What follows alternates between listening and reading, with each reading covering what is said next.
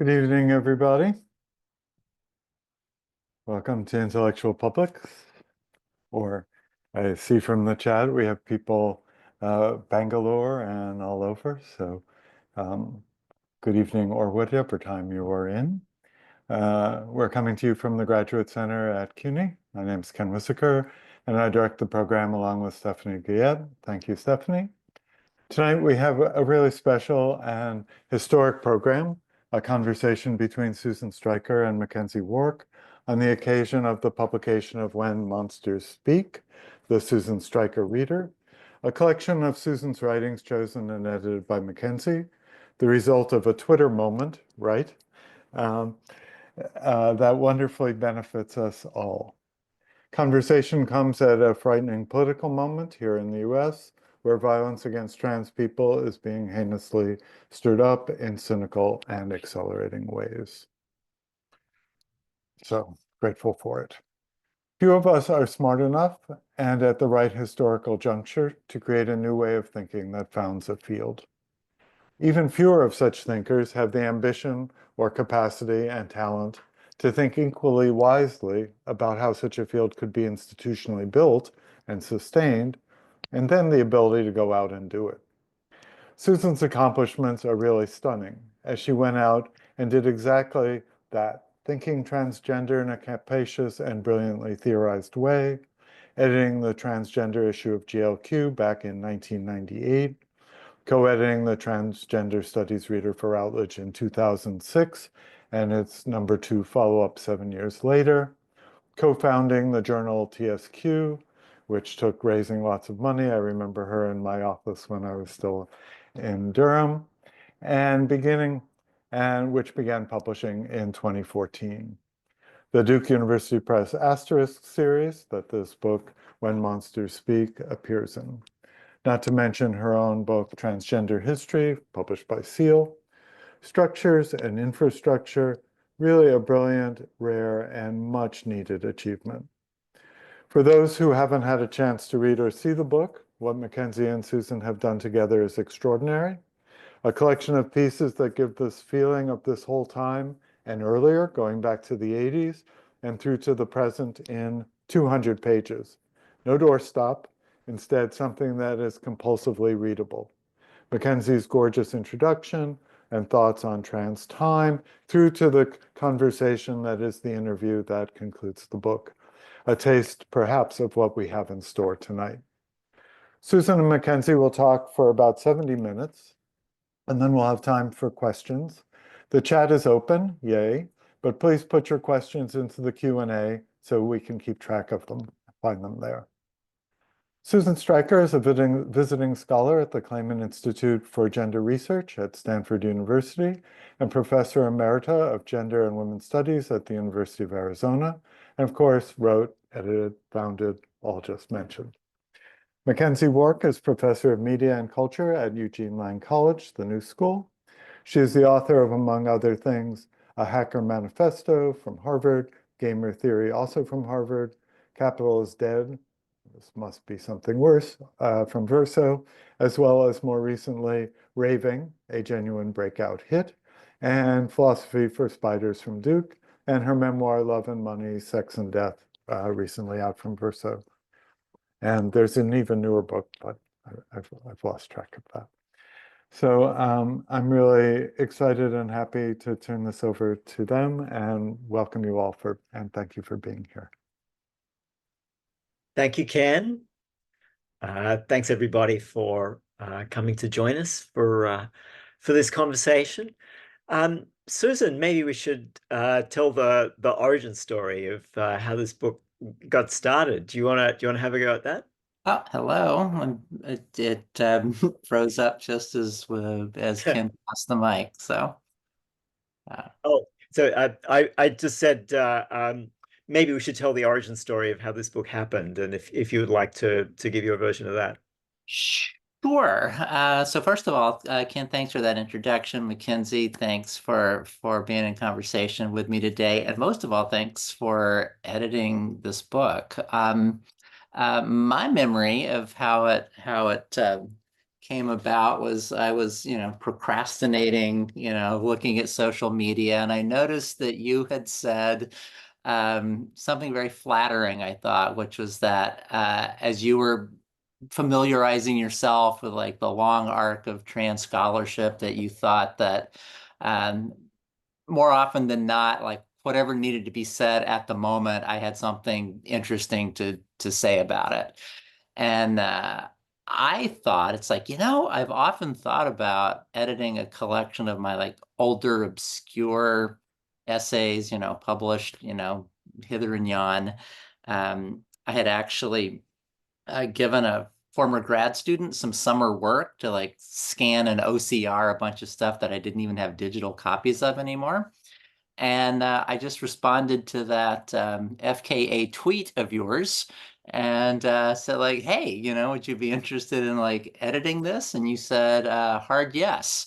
And I was thrilled with that because I've seen how you've done things like, like the way you presented Kathy Acker's work, and I just thought, oh, you're a really interesting curator, and I would happily like put myself into your hands. So thank you. Yeah, it was a pleasure. It was just sort of like, yeah, hell yeah, I'll do that. I felt like because we're the same age. We're both born in 1961, like a couple of months apart.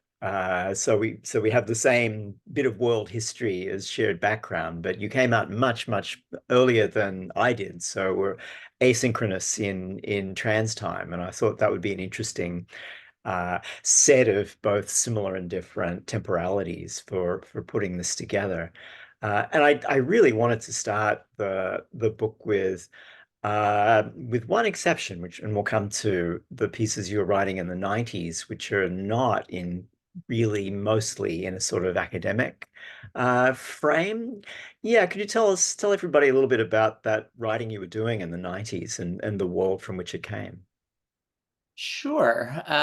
This is a story that I've told many times, which is that I was in grad school in U.S. history. I wasn't working particularly on trans issues at that point. It didn't really seem like a possibility back in the 80s to do that kind of history.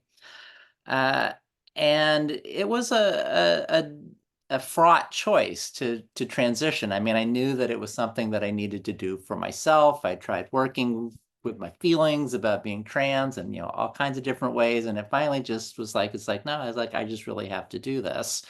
And let's just say that transitioning in the late 80s, early 90s wasn't the best way to get a job as an academic, particularly one Or now, really. or now, right? And so it was like, damn, it's just like, okay, like here we go.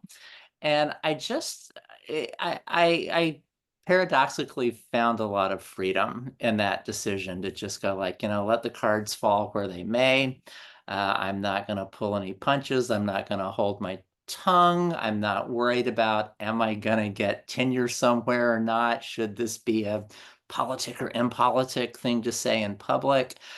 I just really leaned into expressing what it was like to be trans in the Bay Area for me in the early 1990s.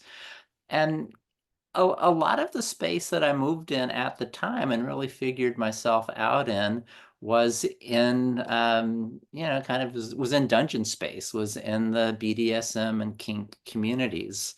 That I felt like that scene really gave me a lot of tools to think about, like, how do you like take yourself apart and put yourself back together again? Um, you know, I remember, because I was sort of academically inclined, it's like I had talked to Gail Rubin, it's like, and she's like, oh, like you should go like check out, this scene. It's like I go to this like club meeting, and it's like, oh, I'm talking with Patrick Califia about how to make dildo harnesses. And it's like, I mean, it's just one thing kind of led to another. And I found not only like a community of practitioners to like think about embodied subjectivity, but I found an intellectual community. It's like I found a lot of really smart perverts in San Francisco. And I just leaned into writing those experiences in what I guess has kind of become a trademark style of mine to think to think and write in a more auto-theoretical kind of way, like to take an experience and to start unpacking its complexity and to try to express the experience in a way that's both intellectually grounded but like affectively rich.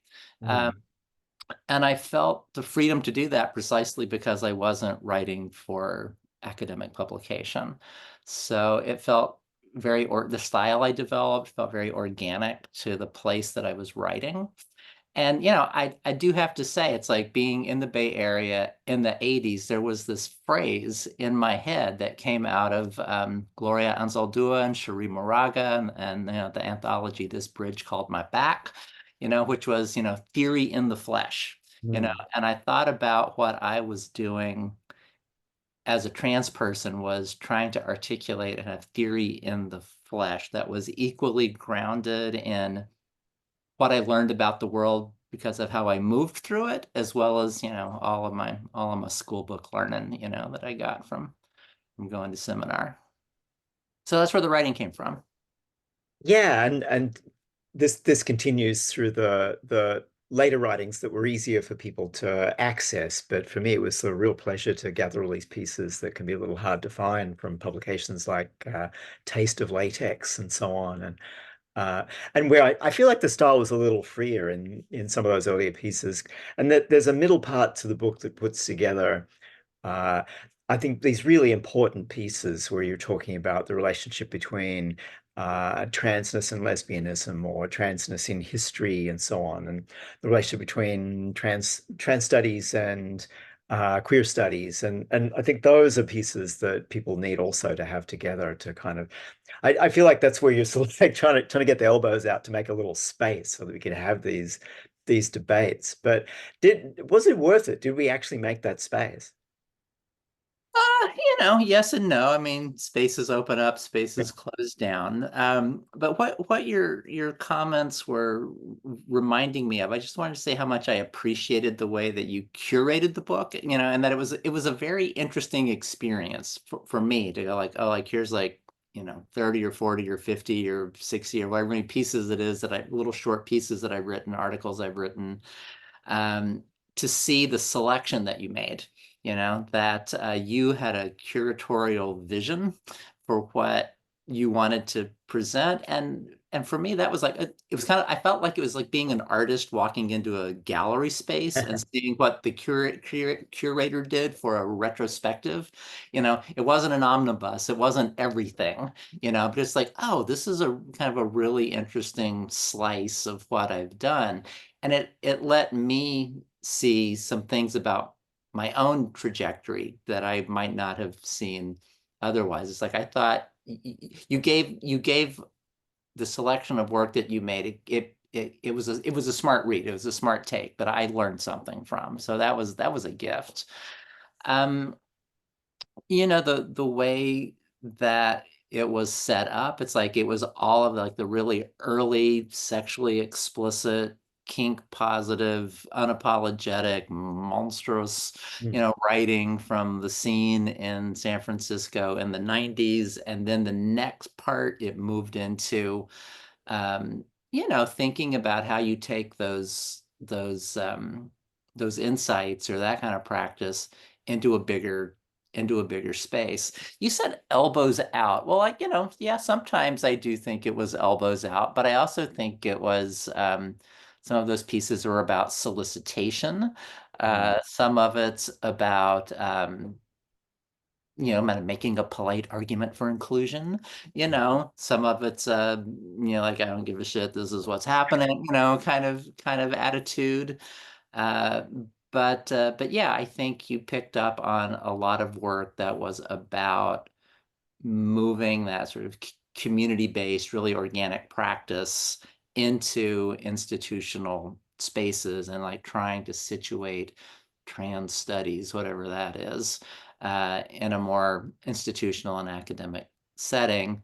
And then, the last part of the book, maybe you'll get to this in a minute, was the Frankenstein essay that I wrote, which was really the first peer-reviewed article that I ever wrote. post transition, and I have just been amazed and thrilled by the longevity that that little sucker has had. I thought it was just sort of a one-off that I did as a presentation, and I published it and moved on, and here we are 30 some odd years later, and it's still kicking around and having a life of its own.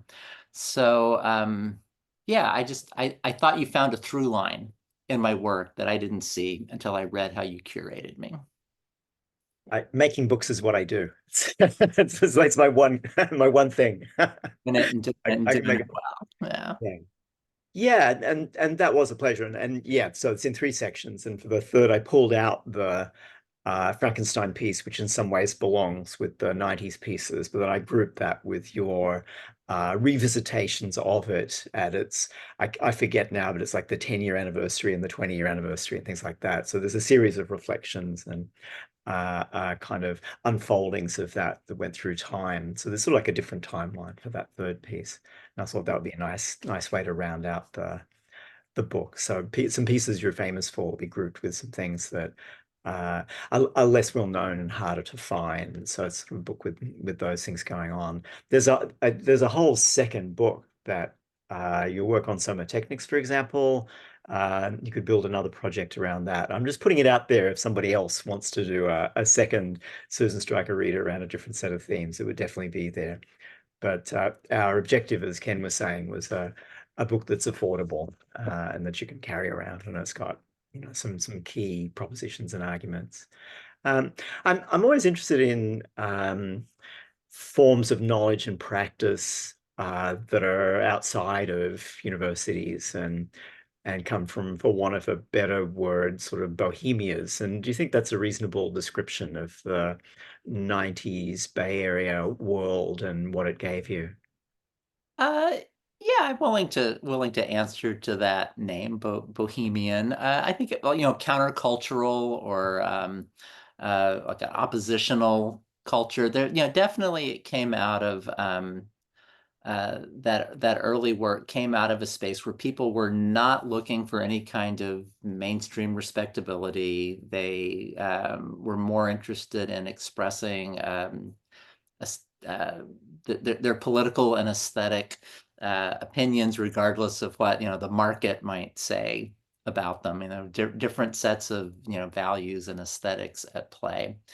And when I look back on it, a lot of the scene that I felt like I was coming out of, it wasn't just in a leather kink BDSM scene, but it was at a particular moment in time where the AIDS crisis was still in full swing, and that there was this sense that that developing, quote unquote, safe, sane, consensual techniques for having intense bodily experiences and pleasures that didn't involve the exchange of bodily fluids was like a practice of survival. That it was a way of feeling good about being alive in a dangerous moment. And there was something that was exhilarating and political about it that, I still find very captivating and inspiring.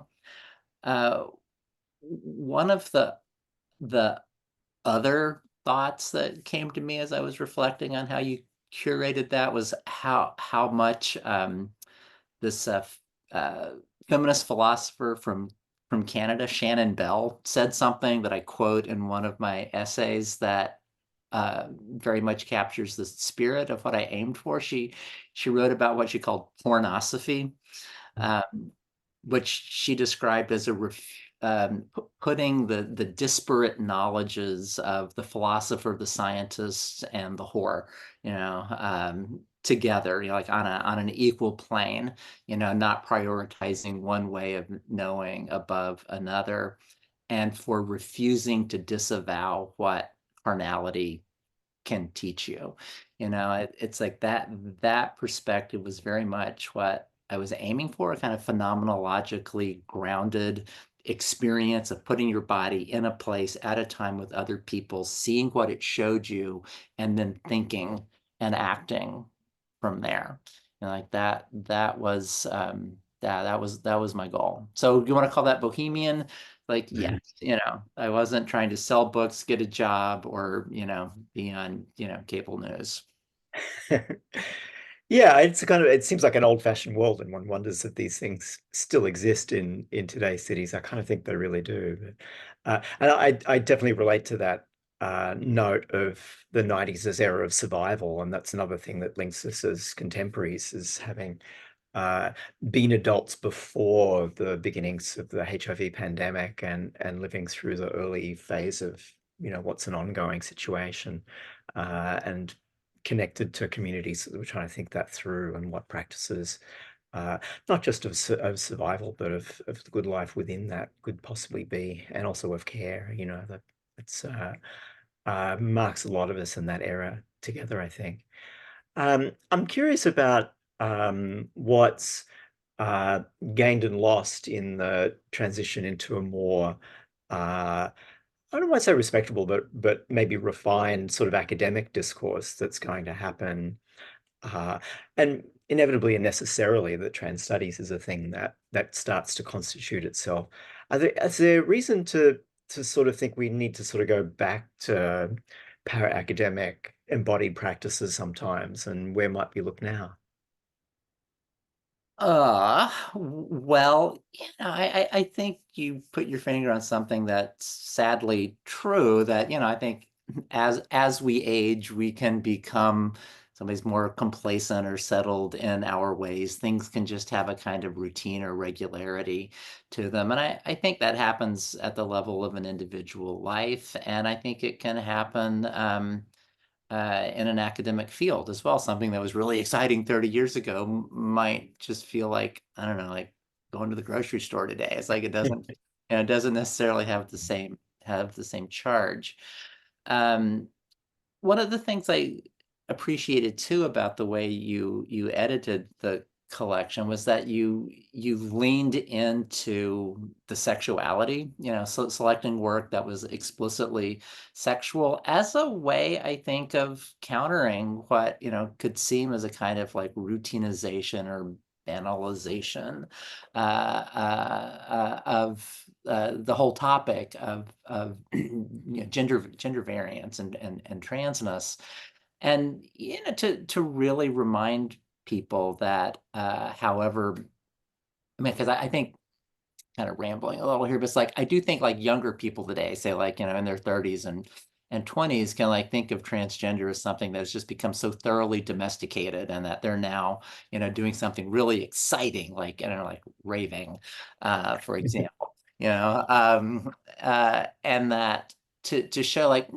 like there's always been this piece here, that the knowledge that might seem routine now comes out of a moment of rupture or experimentation, that there's something contestatory about it. And maybe it's that the world has changed around it in a way that has made it seem like a safer kind of knowledge, precisely because of the ways that what was once radical about it like pushed and like changed the milieu that it was in. So I liked, going back and remembering, like how interesting and fun and I was like sexy it felt to like express things in a certain way, where there was like absolutely, no fucks given as to whether it was respectable or not, or how it would land, or who might be offended or interested or whatever. Just like I just tried to be as unfiltered as possible in some of that. And I'll say I've done some book readings uh, over the last few months, and I forgot how intimate some of the work is. And there's like the first, I thought, yeah, I'll read this piece because it's short, and I flipped to the page, and as I'm reading it, I'm like, oh my God, this is very, very personal. I'm like reading this in front of strangers, you know. So that's been interesting, I'll just say. But I think it's useful, I think it's useful to remind people that, critical knowledge comes out of embodied practice, and sometimes it involves sexuality and erotics. Mm. I've found that doing readings from reverse cowgirls, and also people don't expect someone who's 63 to be doing like explicit sex stuff, but it's like, you know, we're Teeth, still body. scenes, you know, things like that. we're still human, you know. Yeah. Yeah. Yeah. I'm sort of you know, like hesitating of, do we really need to I think we do need to say something about this sort of moment of overt transphobia that's happening in the United States and happened in the UK around the last election. You know, like what can we say at the juncture where we've become one of the kind of bête noirs of a sort of fascist political movement that's willing to spend, you know, whatever it was, $30 million advertising against us in swing states to move a tiny fraction of the voters. Yeah, you know, I mean, 65 million as of last count this morning over the last few months in the United States has been spent on anti-trans ads that have been broadcast on television, like, and, you know, made, you know, like the World Series of baseball is going on and they're advertising during the World Series and NFL football games. Just, you know, trying to find these audiences that uh, they are thinking will sort of be the most outraged over trans content. And I don't know if you've seen any of the commercials, but what they're doing is they're cherry picking things that Kamala Harris said in answer to, I think it was the ACLU questionnaire. It's like, you know, where do you stand on these following issues? And she said, it's like, you know, yes, you know, I support providing transition-related medical care to incarcerated people and asylum seekers and, you know, whatever. And so that gets turned into, you know, Kamala Harris wants to give sex changes to illegal aliens, you know. And then the tagline at the end of the ad, it says, Kamala Harris is for they, them. Donald Trump is for you. And I just thought, you know, as evil genius as that is, like that's a great tagline, I think, for appealing to people who might, you know, not just people who are like already explicitly transphobic and are being riled up, but people who, you know, maybe haven't really thought about it a whole lot before, people who might have some misgivings, people who might have some like genuine anxieties or curiosity. And it just I think those ads are very good at stirring up all of those feelings. And I don't think the Democrats, you know, the Liberal Party, I don't think they've done a good job of countering that. You know, I think they tend to act like they just want to sort of sweep it under the rug. Because when you look at some of the polling, you know, on this issue, it's like nobody is ranking trans issues very highly. I think, you know, it's like it's the economy or it's, you know, climate or it's fascism or it's whatever. And I think trans issues rank something like, you know, 20th or 21st in some of these surveys. It's like it is not a front burner issue for anybody except trans people. But what I think it's very good at doing is touching on people's very inchoate, primordial, basic fears of coming undone themselves somehow in the confrontation of a figure, you know, the trans figure that is promising that some kind of radical transformation of self is actually possible. You know, I think that just scares the shit out of some people. And I think it plays very easily into, you know, groomer and pedophile discourses. It plays into well, it plays into a lot of discourses about, you know, those secular godless elites who want to go against God's plan for humanity. So it's just trans people are very useful for riling people up. And I think especially because there's, you know, everybody has a question about gender, I think. I mean, gender questioning is something that is just endemic to personhood, but there's very few of us who call ourselves transgender or do something that like visibly moves us from one category of personhood to another. So we become positioned as a tiny minority of people who represent these like great, big, huge philosophical questions that can be deliberately weaponized by, the pernicious forces in the world. It's like, I think it's quite cynical um, how we're weaponized and deployed for political gain right now. And, not just the US, as you were mentioning, it's something global. Uh, I actually think Judith Butler's recent book, Who's Afraid of Gender, does a very good job, honestly, of laying out the globalness of this anti-gender movement and tracing some of its roots. I kind of take it in a different direction in one of my forthcoming books, which is called Changing Gender, which is sort of an intellectual history of where the gender concept came from and how it kind of became what it is now.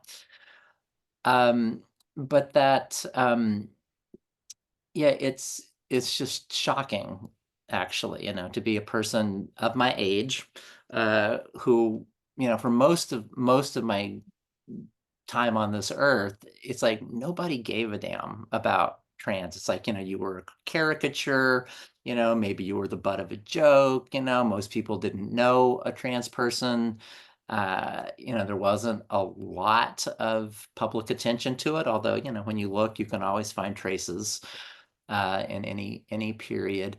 And it's just shocking to me, like how the seemingly marginal issue has moved to front and center in a contest for the presidency of the United States, and it goes one way or another. And for better or worse, it's like I think if the United States goes in a fascist direction, that pulls the linchpin out of an entire global order that's been constructed since World War II. That like I said, for better and worse. I mean, there's many ways, of course, that, we've all been rooting for the end of, US empire, but not necessarily to be replaced by, something even darker and deadlier. And the idea that trans issues would play a role in that momentous world shifting event somehow, that it just, I don't know, I'm gobsmacked by it all. And it's that sense of the momentousness of things that makes me always want to double down on all of the seemingly like, outrageous or, unmainstream redeemable dimensions of being trans. It's like, why, even though I feel a little vulnerable in some ways to like have a book coming out in this moment of history where it's like I'm being sexually explicit and perverse about being trans and relating trans issues to questions of, monstrosity and, countercultures and sexual practices, I feel very exposed.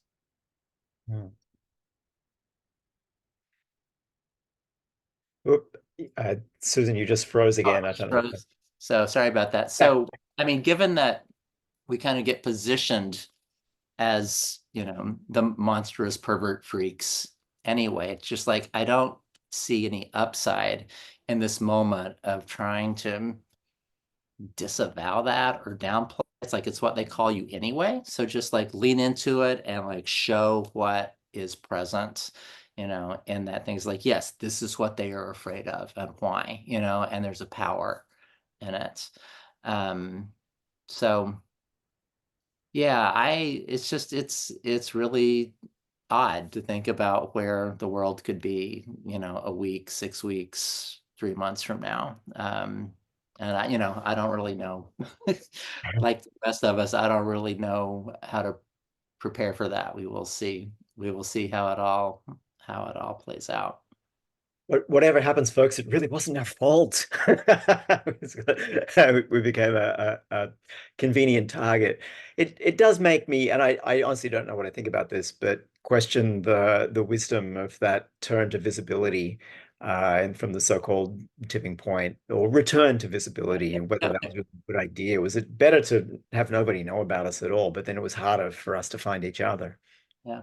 Well, I think you mentioned this, that like that's always the problem of, communication, is like how do you signal people that you want to notice you without drawing the attention of people that you don't want. So, I think we need to figure out better ways of doing that. Unfortunately, it's like I feel like the zombies have heard us moving around in our room and they are coming for us. And so, there's not a necessarily a way right now to put that genie back in the bottle. Yeah, it's not like they're going to forget about us again overnight. That's a little hard to pull off. But I wonder if the survival strategies that trans people had in the past are things to really pay attention to and relearn. Yeah, well, I think for me, I mean, I've always said it's like don't ever believe that the law or the state is going to save you. It's like it might be able to make your life a little easier in some ways, for some people some of the time, but it's like it's not the solution. Um, and one of the things I find myself telling younger people is that, particularly people who have kind of grown up since the 90s and have had this expectation of a certain kind of progress on trans issues, more recognition, better civil rights for, the most privileged parts of the community, that what I know from my, lived experience is that, it's possible to be trans and happy and live in a country where it's possible to change the gender markers on your state issued IDs, where there's official criminalization and pathologization of your lives, of, you're living amidst religious condemnation. Much of society couldn't care if you live or die. So it's like those aren't things to be celebrated, but there are also things that you can say like, yeah, you can often find your way through even really horrific circumstances. And so it is possible to live without having some of the privileges and benefits we've managed to, win some of us, to win for some of us over the last 3 decades. So, it's demoralizing at one level, and yet, you can also say, yeah, been here before, done this before, do it again. There will undoubtedly be a future with trans people in it, and we just like need to leave our mark now. That we live, we're here, we did things. It's like we had a torch that we can pass, that people in the future can find somehow. You know. Yeah, I'd like to think that there's at least been a kind of thickening of the visible archive of the material that's at least going to be available. At least I felt like that's the thing I wanted to contribute to. I'm not saying we made any of this up whatsoever, because as a historian, there's a very long and deep history. But for it to be accessible, visible, curated, ordered, thought through, like I think maybe that's the thing that hopefully your work and the work of others have enabled. Yeah, thank you for that. It's like, but I also, the thing I know as a historian is that, the archive is always incomplete and the archive is always biased. And so like I know that things happened in the past that are not recoverable by us now. And you can kind of, I think what's most important is that you recognize that once you acknowledge that those spaces are there, you can kind of imagine your way into them. You can have a sort of like speculative relationship to the past just as much as you have a speculative relationship to the future.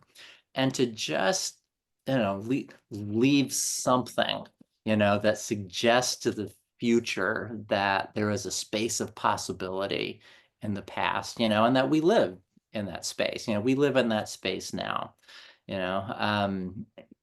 And so maybe that space will foreclose. I mean, there's ways I can be like very dark and cynical about where things are heading. You look at the violences of the past, and they could, be similar kinds of violences in the present for us. But I think, there's something that I find very hopeful about knowing that it's possible to leave a trace of something, that helps people later imagine a possibility for radical difference.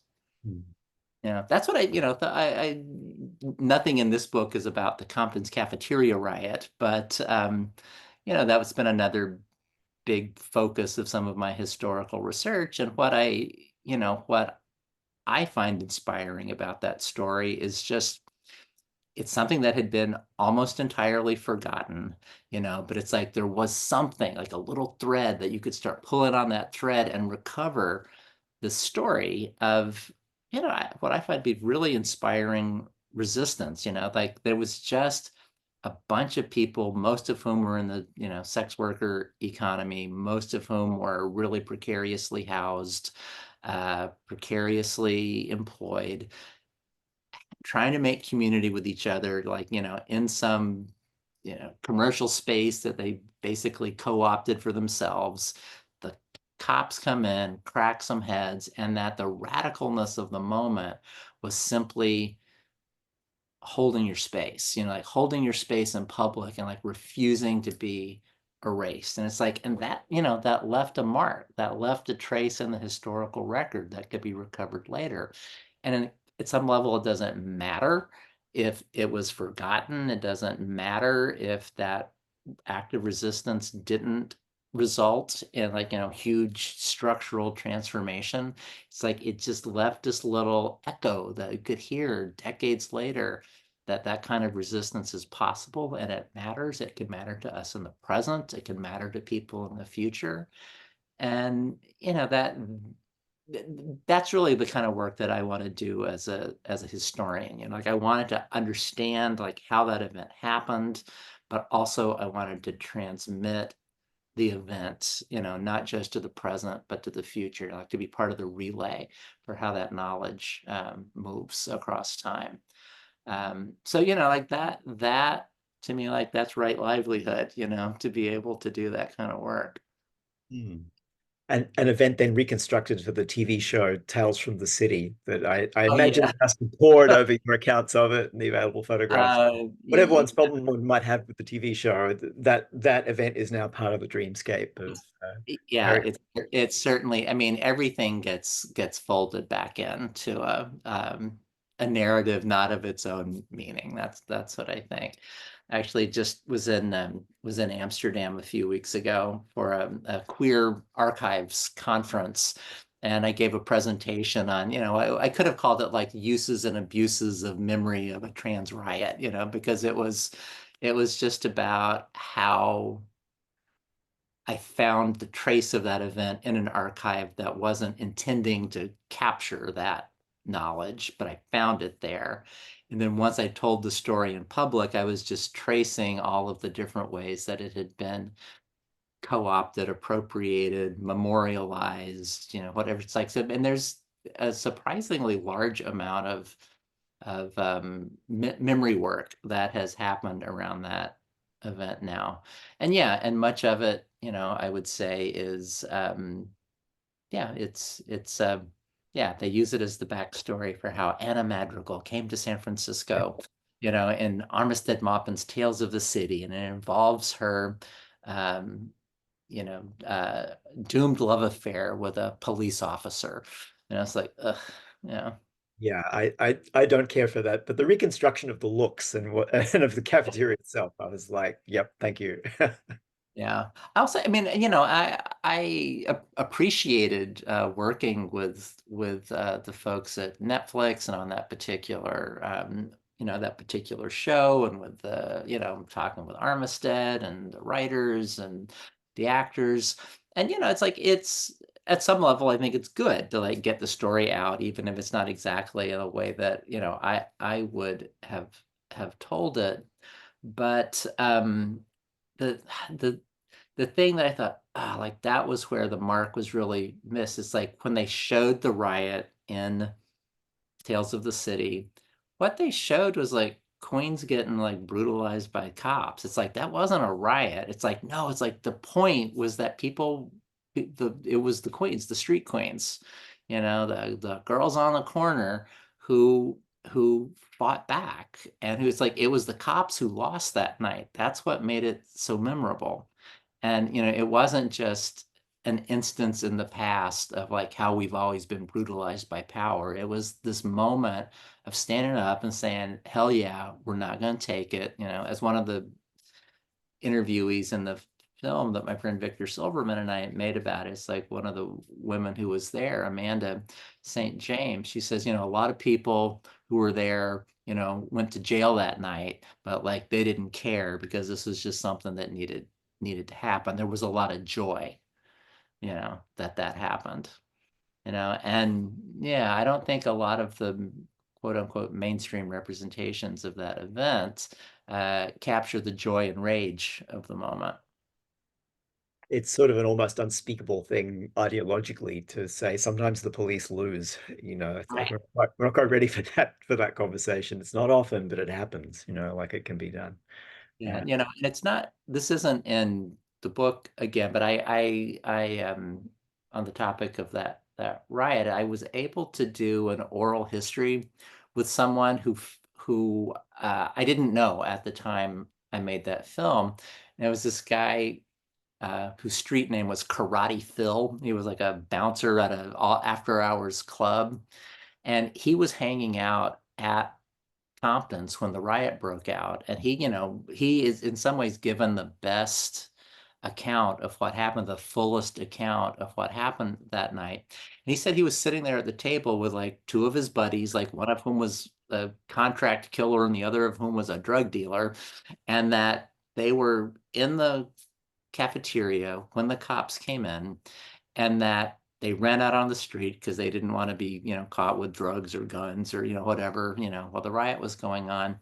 And Phil was telling me his buddy, who was the contract killer, was just saying over and over again, it's like, I can't believe it. Like, I've never seen queens stand up for themselves like that. I've never seen like queens fight back. It's like, this is unbelievable. Like, I've never seen anything like that. They're, you know, they're kicking the cops' asses, you know. And it's like that sense of, yes, meaningful, significant pushback that leaves a mark. It's like, that's the thing that I wanted to capture, what I have shown about that riot. And I would hope it would be something that, yeah, could continue to inspire, not just now, but in the present, in the future. Yeah. Yeah, I wonder if sometimes we need different forms of writing and artistic expression for certain kinds of lived experience and points of view. Because to me, that was one of the things that attracted me to some of your pieces. It's like, oh, it's like as if you have to invent a form in which things can be said. Yeah, no, I think that was very much in the foreground of my thinking when I was writing some of the pieces, particularly that early stuff. It's like I wanted to be very experimental with form and with voice. And I you know, and this is something that shows up in that Frankenstein essay as well. Again, it was quite deliberately saying like, I want to experiment with the form of an article. You know, it's like, I don't want it to be a, you know, unified, objective voice. I want it to move between different voices and styles. I want the text to be pieced together the same way the transsexual body is pieced together. I want the seams and sutures to show. So there was a way of thinking through form as a way of thinking through content.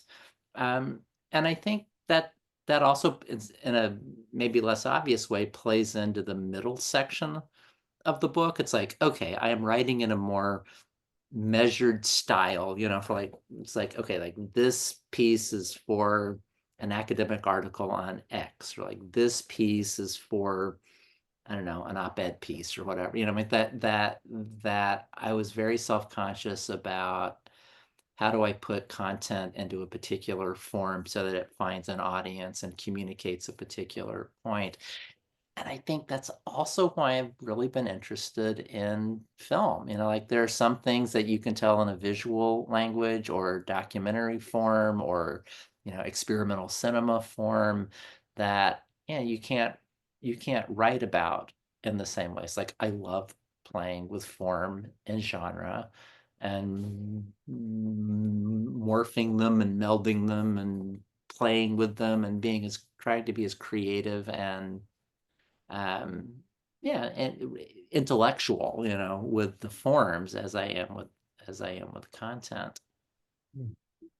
Well, I do hope one day your Christine Jorgensen film extends. Well, now that I'm quite retired, marvelous how it is. yeah, thank you.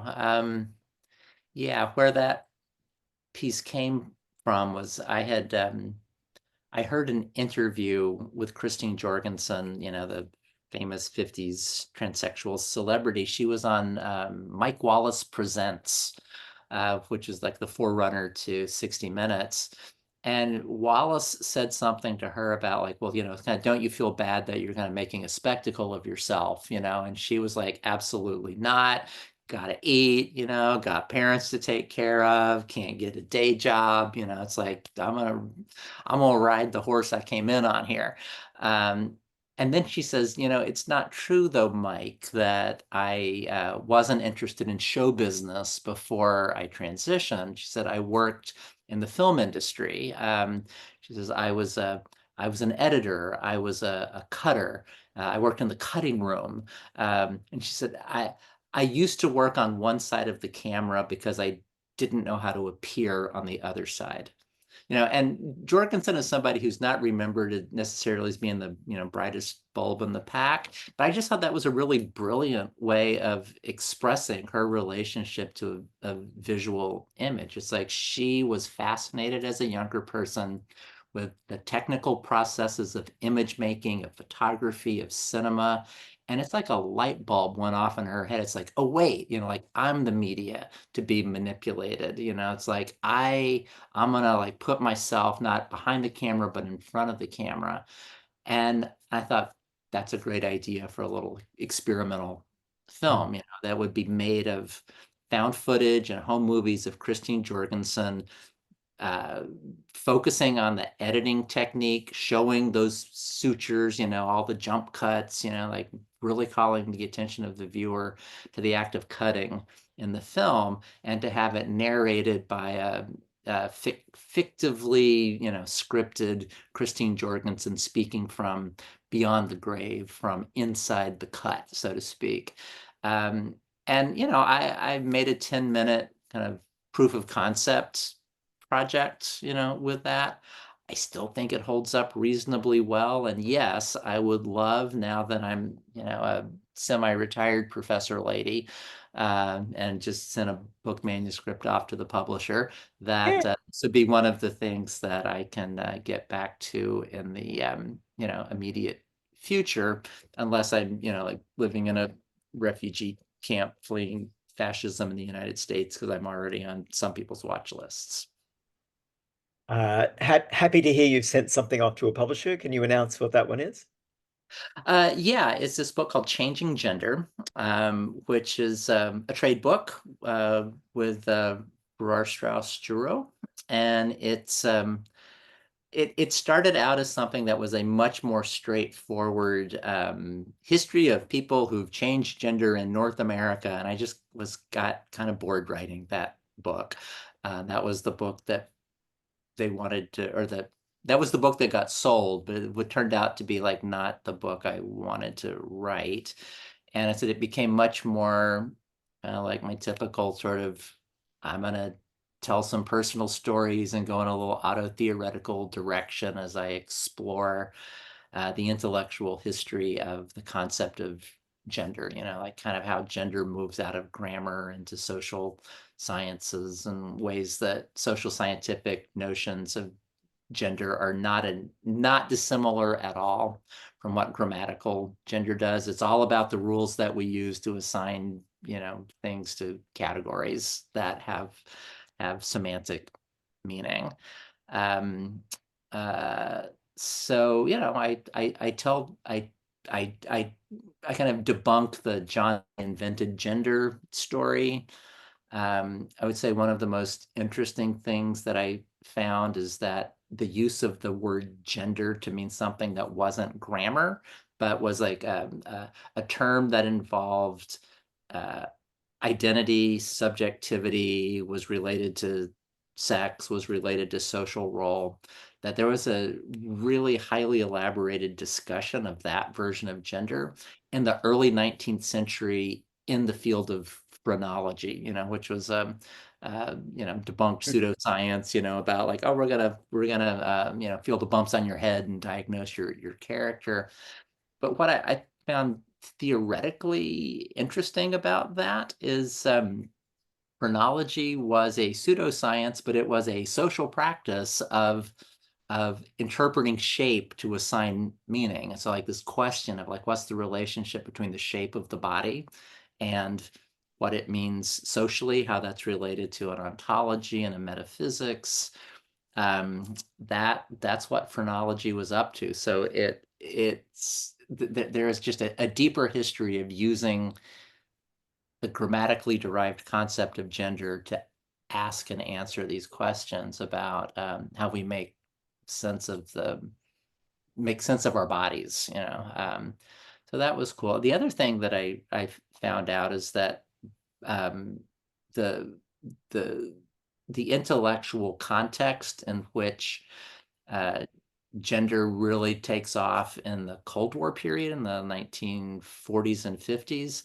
It is so closely associated with people who were promoting scientific and medical research into psychedelics. That if you think of psychedelics as substances that you can use to transform consciousness, engineer personhood in some level. It's why the CIA was so interested in, it's like, oh, can we use this new chemical LSD as a truth serum or to brainwash people? Or it's like, but there was this mid 20th century fascination / imperative with the idea of engineering personhood as part of a Cold War project. How can we make people, love democracy and hate communism? It became kind of a matter of state, and like that, the version of gender that we're more familiar with now, intellectually and politically, it came out of the same context that the politicization of psychedelics came from. So I'm very interested in looking at that and some future work.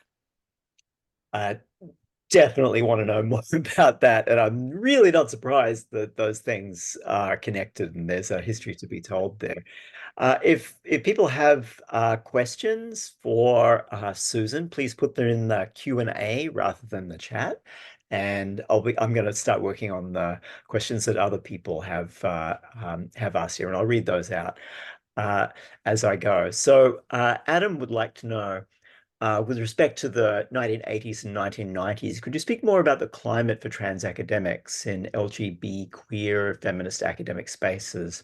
I'm curious which organizations or individuals were more engaging with or exclusive to trans academics and topics. The only academic that I know of who was active in the 70s and 80s, who was both out as trans and worked on trans issues somehow, was a British academic, Carol Riddle, who was one of the first, I'm going to forget her field, was it sociology?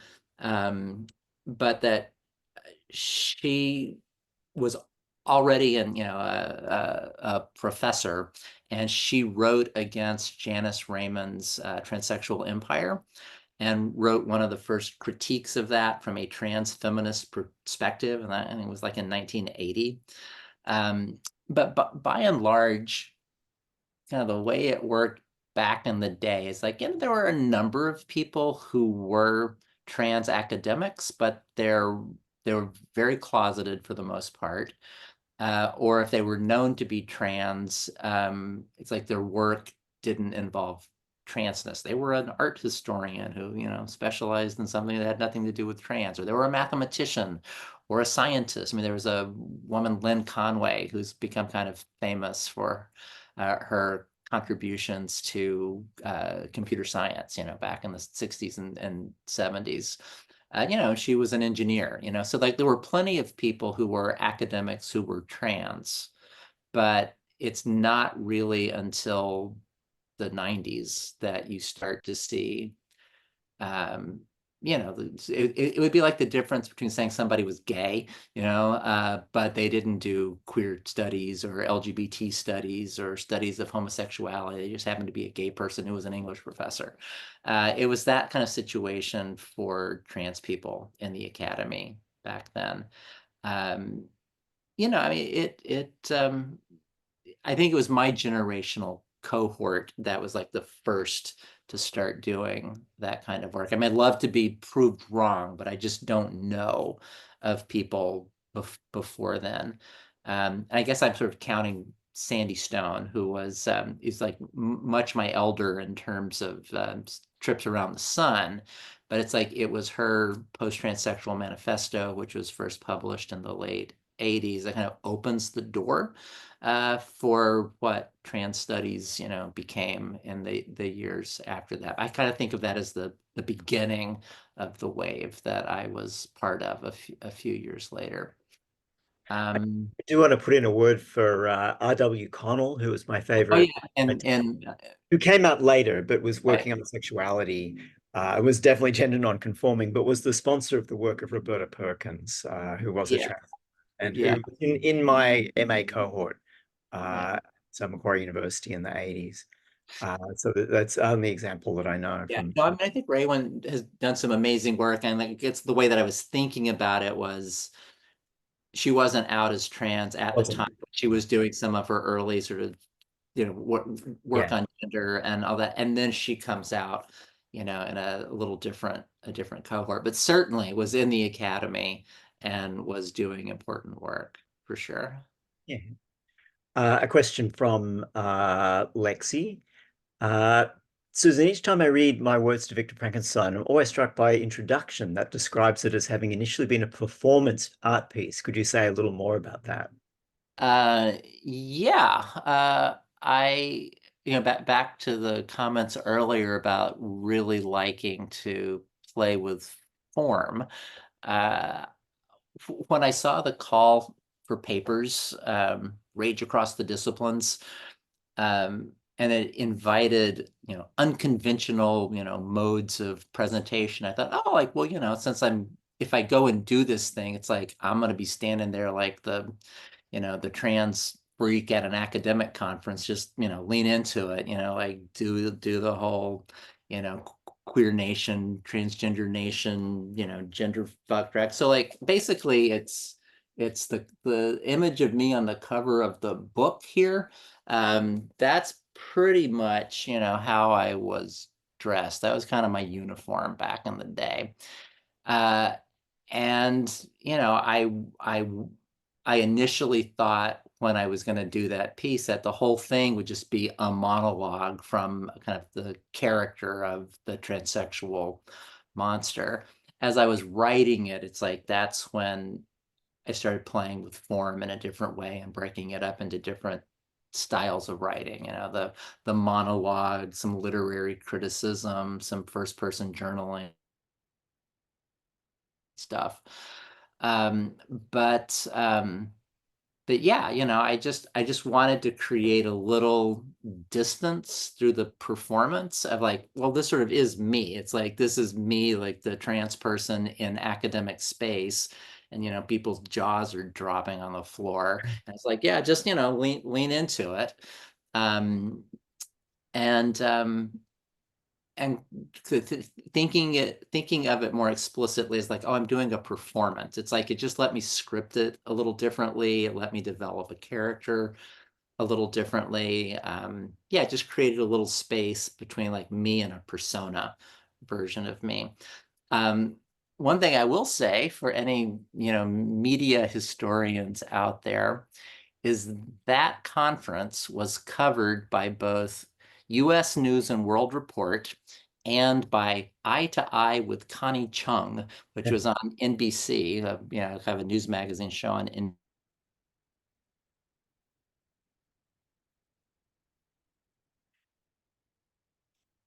Rose again there for a minute. Hope we're coming back from that. Uh-oh.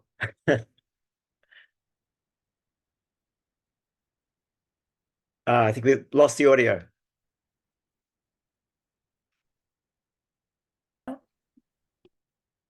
Are we back now?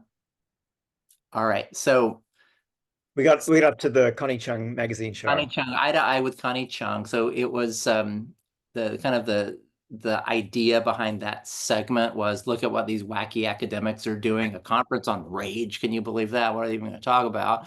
And let's just say that the camera really loved finding queer trans monster academic, and so the first time I presented that piece, it's like it wound up being nationally broadcast on broadcast television.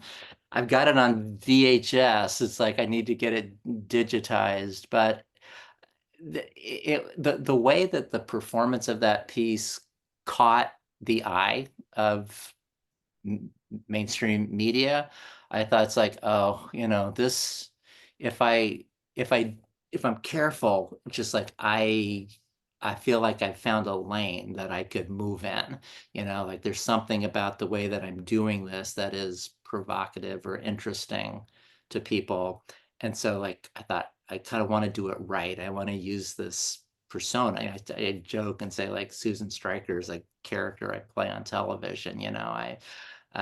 It's really me, but it's like there's always that little bit of space between the persona of someone who tries to be like the radical, theoretically inclined, trans embodied person working in an academic and cultural space. And then me. And so I just thought from the get-go that if I did it right and kind of stayed real about it all, that I had an opportunity to do work that I cared about that people would find and maybe find meaningful. So that was the story of performing my words to Victor Frankenstein the very first time. I did not know there's some footage of that. I want to see that someday. There's a question from Reese, and it says, you mentioned your experience in the 90s of moving what you found within the kink and queer community into academia in order to situate trans and queer studies. In regard to passing the torch and thickening the visible archive of trans theorizing and study, what are your thoughts around the opposite being true now? Is it time to reintegrate the theorizing back into community-based organizing and programs? Yeah, I don't think it's ever been, that's a great question. I don't think it's ever been a one-way street. Like I like to flatten those hierarchies as much as possible, and I used to say it's like, I want to be the pervert in the academy and the intellectual in the community, so like it was a very precarious position to have like one foot in the ivory tower and the other foot in the dungeons and drag bars, it's like, but like that's the space that I would try to hold and that I still try to hold, even though, I honestly don't spend as much time in dungeons and drag bars as I used to. But it's like that politically, like that's kind of where I still live. I don't want to prioritize the kinds of higher learning that happens in the academy from the kinds of higher learning that happens on the street. This one is from Gail. I'd love you both to talk about monstrosity as a specific form vis-a-vis trans and how it differs from perversion as a specific form vis-a-vis queer. I'm particularly interested if there are salient differences in the affects that constellate around queerphobia, queerphilia versus transphobia, transphilia. Yeah, I don't know. I mean, that whole trans-queer relationship question is complicated, and I don't know that I have a hard and fast answer to that. I mean, quite clearly, it's like I came out into a community that used the word queer to describe itself, and I saw transness as a version of queerness. It was the same kind of anti-normative politics. It was the same anti-heteronormative politics of making community and politics differently with one another from, off center somehow. Over the course of the years, it's like I became increasingly frustrated with some versions of queer theory, which, I would call, it's like queer is not a 5-letter word for homo, that there was a way that there was a cis-centric bias that kept reproducing itself in queer theory.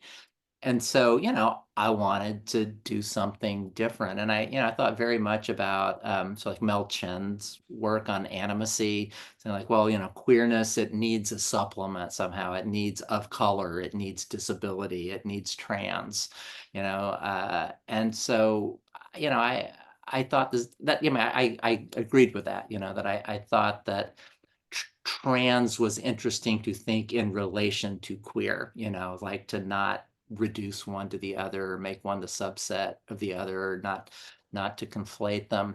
And increasingly, it's like I think for transness to develop its own analytical and conceptual vocabularies, however much in my thinking, it's like it definitely pushed off from queer theory in the late 80s and early 90s, and the queer politics of AIDS activism, and that Bohemian countercultural space that I inhabited back in the day. Different affects. It's just like, I don't know. I don't know, because I don't know. Again, it comes out of that question of like, how do you like compare and contrast and relate queer and trans? So like, what's affectively different? I don't know. But thinking about monstrosity, it's like I think about monstrosity in relation to form in a way that I don't necessarily think about queerness in relationship to form. Just to even like think about the visual appearance of the desiring body. It's just like the queer body does not necessarily have to be visually contestatory of form. And yet I think transness stages the question of the relationship of desire and form in a really different way. And that I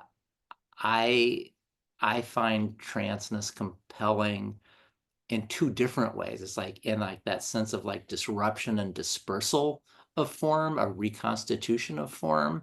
But on the other hand, the pulling things back together. It's almost like it's like breathing, and can be like, disrupt form, reconstitute form, disrupt form, reconstitute form. And the form doesn't have to be reconstituted in the same way, and so yeah, I if I'm thinking whatever way you want to call that thinking, is it a poetics, of transness? I don't know, a phenomenology of transness, but that sense of something both like something powerful, sometimes powerfully negative, but ultimately powerfully joyous, and like the disarticulation and rearticulation of forms of embodied being. Like that's what I think is like the beating heart of trans experience. I mean, disrupting and reconstituting form, that's a transition. Yeah, exactly. I think we've got time for one more. Ken will correct me on this. It's from Claude. Could you expand on the thinking on spatial trans becoming in and through the dungeon? I could say a word about that, I guess, but before I do, I was just seeing the chat on the side, and somebody, e.g., is that right? My old eyes, wants to know where they can watch Christine in the Cutting Room. Go to my website, susanstryker.net, and noodle around a little bit, and I provide a link to where it lives online, and you can watch it there. And so the question about space, transness and space and dungeons. I mean, the way I write about it in Dungeon Intimacies, it's like it's very much indebted to Winnicott's psychoanalytic ideas of a facilitative space. How do you go into or it's also related to Foucault's ideas about, laboratories of sexual experimentation, that I feel like when you can like go into a subcultural space where there's a certain kind of structured improvisation among people who share a certain set of basic ground rules about like what kinds of play are possible. That that's what I found the dungeon to be. It's like it was a place where you could kind of like think with your body, you could feel in a really intense way. Passions, desires, erotics came up, but they weren't necessarily channeled into any kind of necessarily into any kind of genital sexuality.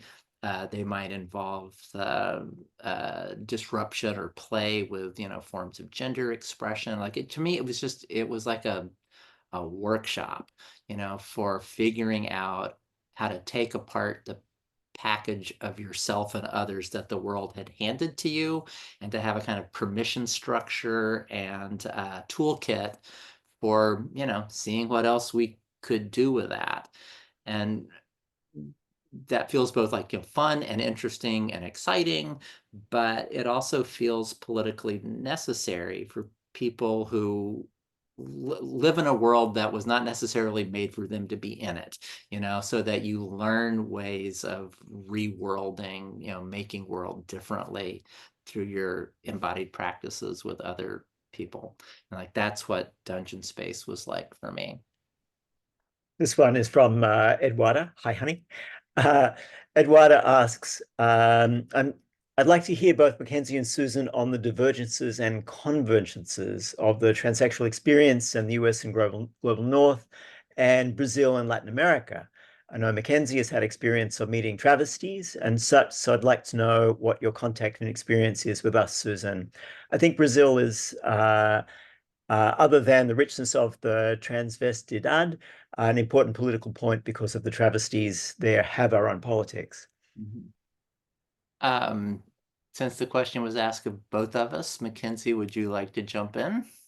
Oh, I learned so much from travesty sisters in both Brazil and Argentina, and it's changing my thinking, and I'm still working on it. And I look forward to being able to continue that conversation.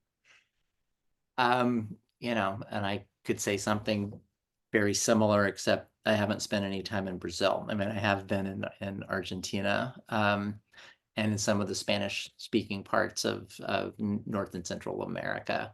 And you know, I would just say that like I too like draw inspiration from the way that you cannot reduce or conflate travesty status to a transgender or transsexual status. And I'm very interested in how those cultural practices become points of resistance to like a particular, you know, northern, usually like Anglophone way of imagining the conceptual grid that, you know, what we would call gender variance fits into.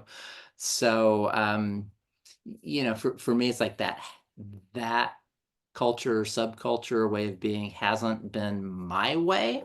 And so I just feel like I approach it as something that I learn from and try to like correct my own course from, and not overly generalize from my experience about what gender variance is like more generally. Yeah, I was very interested in the very different histories of struggle in both those places. But that's a sort of a longer conversation that I hope to take up and in dialogue with people elsewhere. The other thing I'll say is there's travesty culture here in New York, you know, and having glancing contact with that has been illuminating as well. I think maybe we can get one more in. This is from Maven. I'm a graduating senior and have been inspired by your work to follow in your path of becoming a trans historian. Do you have any advice concerning grad school, since programs that focus on trans studies are still hard to come by? No. I mean, first of all, just like I really think we all need to like take a beat and like see what is going to happen in this country in a couple of weeks. It's just like I mean, you look at what's happening and universities right now around the genocide in Gaza and the suppression of thought, the repression of thought, the way people are being punished, the way DEI programs are being shut down, the way administrators are being driven out of their jobs. It is a really dire moment here. And so I say that going like, well, what's trans history in the academy going to look like in 2026? I don't know. Nobody knows right now. But assuming a viable path for studying that topic at a university in this country in the near future, I think the thing that is most important is finding a faculty member who really wants to work with you, regardless of the institution. I mean, try to find an institution that'll give you some money, or at least a university that'll let you teach your way through grad school. But rather than think about a particular program, think about a particular faculty member who will support you, because I think having that mentorship is the thing that's the make it or break it thing. Yeah, we can get funding. Yeah.